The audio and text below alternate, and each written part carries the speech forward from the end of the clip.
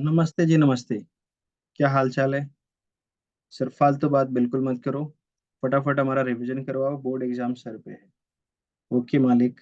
Let me share my screen.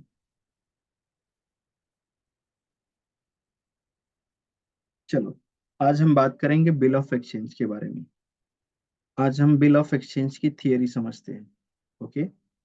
Definition of bill of exchange and promissory note. ये promissory note की बात बाद में करेंगे। अभी हमारा फोकस है bill of exchange. Section 5 of negotiable instrument act 1881 defines bill of exchange as. Definition दिया है इधर इन्वर्टेड कॉमा में, यहाँ से स्टार्ट हो रहा है यहाँ तक है। एक बार पढ़ के देखते हैं क्या लिखा है। Bill of exchange is an instrument in writing containing an unconditional order signed by the maker directing a certain person to pay certain sum of money only to or to the order of a certain person or to the bearer of instrument। क्या समझे? Sir कुछ भी नहीं समझा? ठीक है, अभी तक समझाया कहाँ? ये तो खाली रीड किया है। देखो, जब बुक से पढ़कर समझ में ना आए तो टेंशन लेने का नहीं। मैं आपको एक स्टोरी सुनाता हूँ। ठीक है, ध्यान से समझना। स्टोरी में क्या हो रहा है, कौन क्या बोल रहा है। अगर ये स्टोरी समझ गए तो पूरा टॉपिक समझ में आ जाएगा। ठीक है, कुछ भी रट्टा नहीं लगाना पड़ेगा। आराम से सम सॉल्व हो जाएगा ये स्टोरी समझने के बाद। तो चलो, हमारी स्टोरी में दो कैरेक्टर है। ये है एक सेलर और ये है एक बायर। ठीक है, दो लोग हैं। नाम लिख देते हैं। कहानी के दो हीरो है। पहला हीरो कौन है? ये सेलर। दूसरा हीरो कौन है? ये बायर। ठीक है। सेलर क्या करेगा? सेलर का काम क्या होता है सर? सेलर का काम होता है गुड्स सेल करना। तो ये लो, सेलर ने गुड्स सेल किया। ठीक है। गुड्स फ्लो समझना। गुड्स कौन दे रहा है? सेलर। किसको दे रहा है? बायर। और बायर को बोलेगा चलो तुम पैसा दो, कैश दो, चेक दो या ऑनलाइन पेमेंट करो। ठीक है, चेक देगा या ऑनलाइन पेमेंट करेगा तो उसके बैंक में आएगा। लेकिन बायर बोल रहा है मेरे पास अभी पैसा नहीं है, मैं बाद में पैसा दूंगा। सेलर बोलता है ऐसा नहीं चलेगा।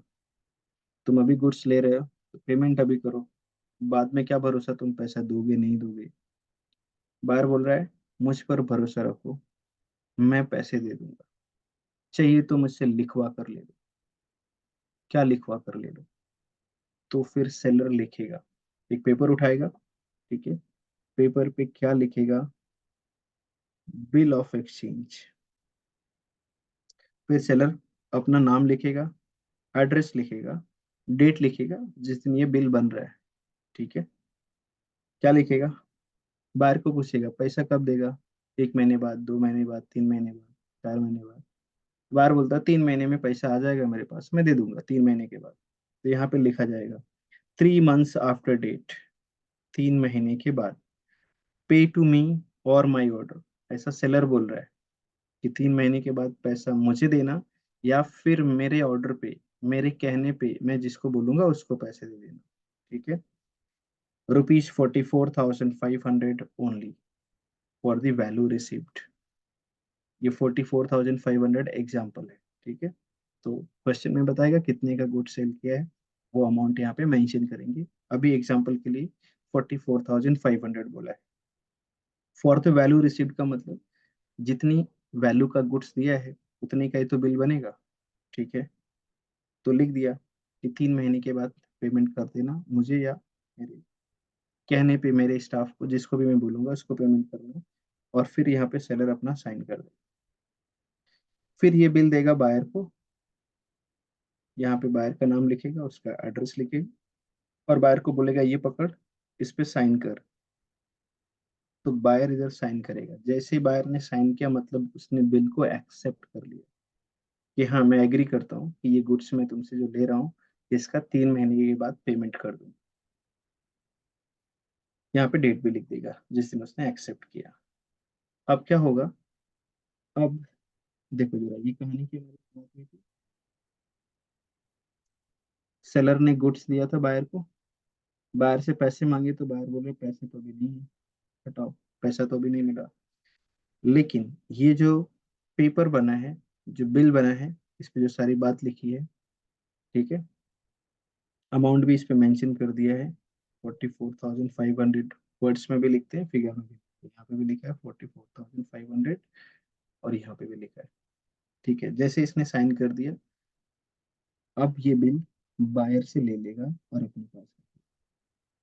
तो ध्यान से देखना, बिल बायर के पास से सेलर के पास आ रहा है। तो अभी ये एक लीगल डॉक्यूमेंट हो गया। लीगल कैसे हो जाता है, इसके ऊपर एक ही स्टाम्प लगता है। जैसे ये स्टाम्प लगा, अब ये लीगल डॉक्यूमेंट है। अब बायर भाग के जा नहीं सकता है कि बाद में वो पैसे ना दे तो सेलर का लॉस हो जाएगा। ऐसा नहीं होगा। अगर ये बाद में पैसे नहीं देता है तो सेलर इस डॉक्यूमेंट के बेस पे इसके ऊपर लीगल एक्शन ले सकता है और अपने पैसे रिकवर कर सकता है, ठीक है। चलो, तो अभी क्या हुआ, सेलर ने इसको बायर को गुड्स दिया, एक बिल बनाया, बिल ड्रॉ किया। पता है ये बिल बनाता कौन है, सेलर ही बनाता है। तो सेलर को ना ड्रॉवर बिल, बिल ड्रॉ करता है ना, इसका दूसरा नाम ड्रॉवर। और किसके नाम पे ड्रॉ किया है, बायर के नाम। Okay, draw bill. तो गुड्स दे दिया और बिल इससे लेके रख लिया अपने पास। अब सेलर क्या करेगा, 3 महीने तक वेट करेगा, जब ये डेट आएगा तब वो इससे पैसे मांगेगा। लेकिन उससे पहले सेलर को फोन आ जाता है उसके सप्लायर से। इसके सप्लायर से मतलब सेलर जिससे गुड्स परचेज करता है, जहां से होलसेल से माल उठाता है, गुड्स परचेज करता है, वो बोलता है तुमने अभी तक पेमेंट नहीं किया तो मैं तुमको गुड्स नहीं भेजूंगा। सेलर टेंशन में आ जाता है, बोलता है स्टॉक से सारा सामान बिक गया है, स्टॉक में भी कुछ भी नहीं बचा है, और अभी गुड्स आएगा नहीं तो मैं बिजनेस कैसे करूंगा। सेलर को टेंशन है, पेमेंट करना है सप्लायर को। सप्लायर को पेमेंट नहीं करेगा तो सप्लायर माल नहीं भेजेगा, गुड्स आएगा नहीं इसके पास स्टॉक में, तो ये बेचेगा क्या, बिजनेस कैसे करेगा। कस्टमर तो बाद में पैसा देगा। अभी टेंशन में आ गया, इसने मेरे को पूछा सर क्या करूं। तो मैंने बोला टेंशन मत लो, तुम चले जाओ बैंक में। बोला सर बैंक में जाके क्या, मेरे पास तो कोई चेक भी नहीं है कि जाके बैंक से पैसा निकालो। तो मैंने बोला ये जो बिल ऑफ एक्सचेंज है ना, ये चेक जैसा ही है। तुम जैसे चेक बैंक में जाके डिपॉजिट करते हो, बैंक तुमको पैसे देता है ना, चेक पे जितना अमाउंट लिखा रहता है, वैसे तुम बिल लेके जाकर बैंक में डिपॉजिट, तो बैंक तुमको पैसे बिल लेकर जाना। ये जो बिल आया था, वो बिल अभी सेलर बैंक में लेकर जाएगा। तो बैंक में बिल डिपॉजिट करेगा, बैंक उसको पैसे, लेकिन बैंक पूरे पैसे नहीं देगा, कैश देगा, लेकिन कुछ डिस्काउंट कट करके देगा। जैसे यहाँ पे बिल लिखा, बिल पे अमाउंट था 44,500, तो बैंक ने इसको दिया 44,000, और 500 बैंक ने डिस्काउंट कट कर दिया। तो सेलर को कुछ पैसे कट होके मिले, लेकिन पैसा तो आ गया। अब सेलर के पास पैसा आ गया, सेलर अपने सप्लायर को पेमेंट करेगा, सप्लायर गुड्स भेजेगा, उसका बिजनेस चलेगा, सेलर का टेंशन खत्म। अब टेंशन किसके सर पे आ गया, बैंक, ठीक है। अब बैंक 3 महीने तक उस बिल को रखेगा अपने पास, वेट करेगा, जब ड्यू डेट आएगा तो बैंक इस बायर से अपने गुड्स लिया था इस सेलर से, बिल पे तुमने साइन किया है, चलो पेमेंट करो मुझे। बायर बोलेगा हाँ गुड्स तो लिया था मैंने, पेमेंट करने के लिए बोला था, लेकिन मैं तो भूल गया, मुझे याद ही नहीं है पैसा देना था। तो एक काम करो, मुझे थोड़ा टाइम और दे दो, मैं बाद में पेमेंट करूँ। बैंक बोलता है तुम अभी मुझे पेमेंट कर रहे हो कि नहीं। ये बोल रहा है पेमेंट करूंगा, मैं ना थोड़ी बोल रहा हूँ, लेकिन अभी नहीं दे सकता, अभी नहीं है मेरे पास पैसा, थोड़ा टाइम और दे दो।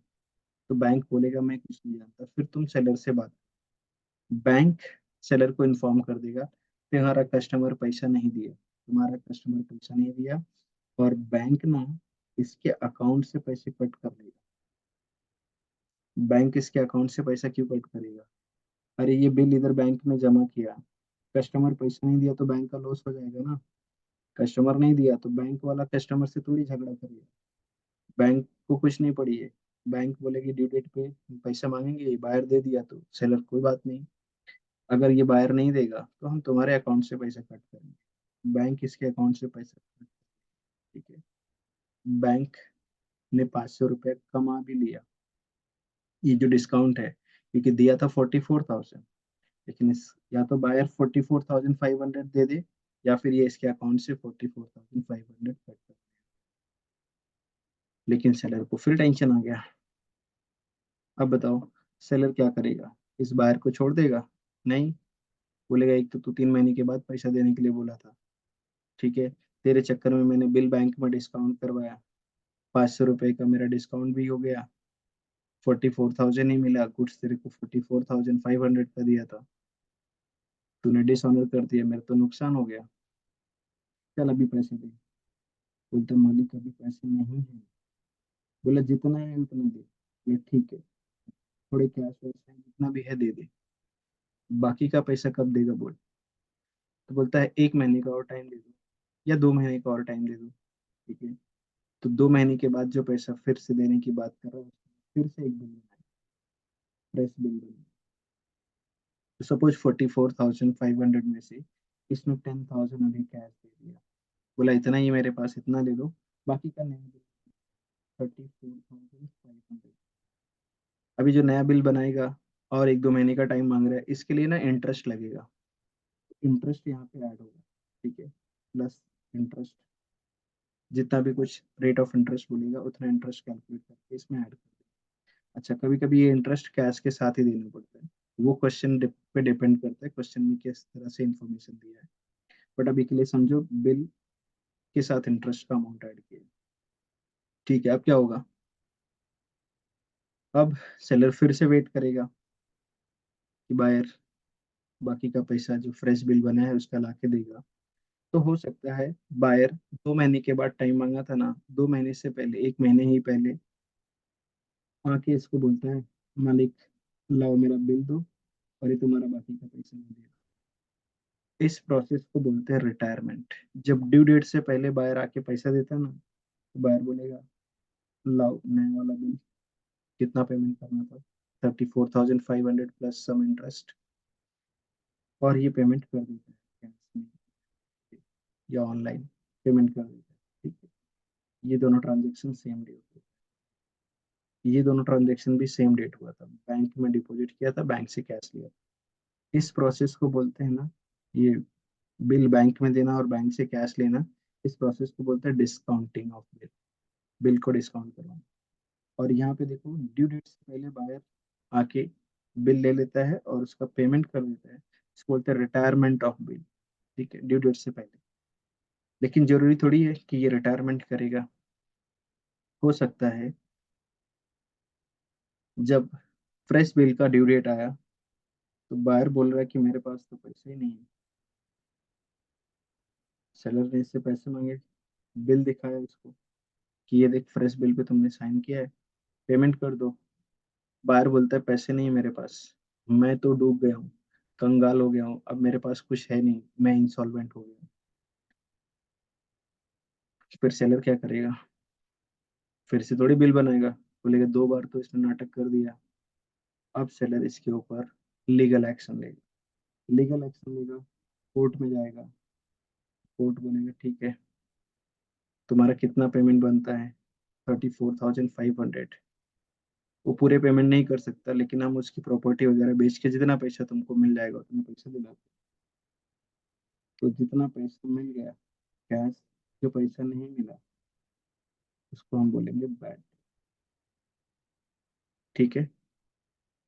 ये पर्सन इंसॉल्वेंट हो गया, तो बिल हम उसको दे देंगे, ये पकड़ तेरा बिल, लेकिन ये इसको सेलर छोड़ेगा नहीं, लीगल एक्शन लेगा, कोर्ट ऑर्डर देगा, कोर्ट के ऑर्डर से जो भी पैसे मिल जाएंगे ये रिसीव कर लेगा, और जो नहीं मिले उसका बैड डेट हो गया, ठीक है। तो this is all about bill of exchange. अब ये जो भी कहानी सुनाई है, जो एरो बनाया है, डायग्राम बनाया है, इसके बेस पे तुमको एग्जाम में सारी जर्नल एंट्री करनी है, ठीक है। कोई भी एंट्री इस चैप्टर में रट्टा नहीं मारनी है। एक बार ये डायग्राम समझ गए तो तुमको सारी एंट्री समझा दूंगा, ठीक है। एंट्री हम अगली वीडियो में देखेंगे, ठीक है। Bye bye, take care.